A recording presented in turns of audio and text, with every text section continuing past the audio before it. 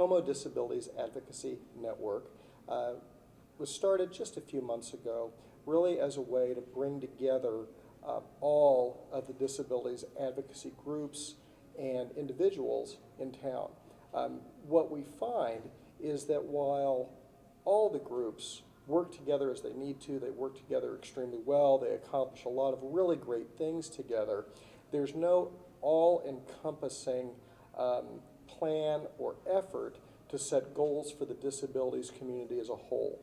And what CDAN wants to do is help to do that, is to provide a platform for the community as a whole to set its priorities and make the world better for people with disabilities.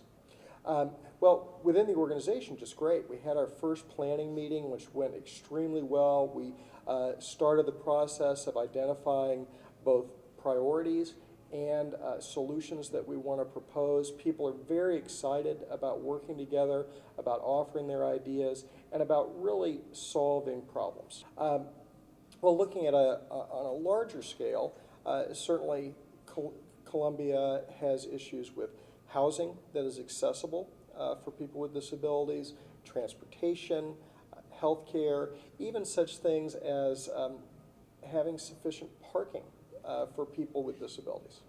Well, a variety of things. Now, I'll tell you that that's really going to be more the focus of our next meeting, and something that we're talking about a lot over the coming weeks and couple of months. But initially, we've started to talk about changing well, we've talked about a bunch of things. For example, adding more accessible parking, changing the way that we enforce accessible parking so that people are not parking in those spaces who are perfectly able to park anywhere in town. We've looked at changing the rules for creating public housing so that it can be more accessible for people with disabilities. Those are just a few other things. So we have not set the specific priorities. The goal is, over the next couple of months, we're going to set 3 to 5 priorities for the coming year, and that really won't be completed for another couple of months.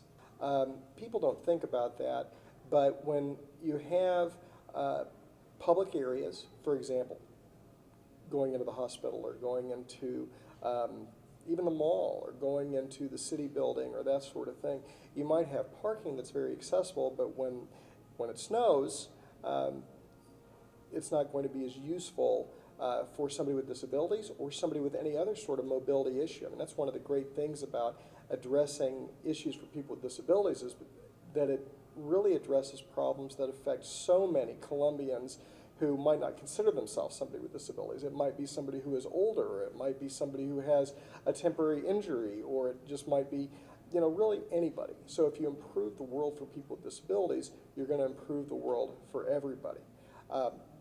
When we're dealing with short-term issues like snow on the sidewalks, part of that's going to be about cooperating and educating store owners and building owners and even city employees who are dealing with snow removal, where are the areas that should be the highest priorities? Where are the areas that are most going to affect people who are going to have the hardest time with that temporary problem? That certainly is something that we would love to discuss. I think that's a great idea. We will have a series of meetings over the next couple of months. We will refine the big lists that we are creating into very small, actionable lists of priorities and actions that, if we accomplish them, will improve the lives of people with disabilities and will improve the lives of the city. We will decide who is going to be in charge of accomplishing those goals, and then over the coming year we'll be reporting back on the progress toward accomplishing those goals. Too often, someone, an entity, a group of people, an individual will create a plan that sounds really, really great, and then there won't be the kind of follow-up that you need. There won't be the reminder to do things. There won't be the information to the public about how things are faring with the plan. And a big part of what CDAN is going to do is going to be reporting on our progress in the plan so that we'll know, are we being successful or are we not? Well, as somebody diagnosed with multiple sclerosis 10 years ago, certainly it is something that affects me personally. The more successful we are, honestly, the better my life is going to be. But also as someone who cares very deeply about our community, I realize that everything that we're able to do will improve the lives of not only the 15% of people who technically have disabilities, but will improve the lives of the community as a whole. And that's something that gets me very excited.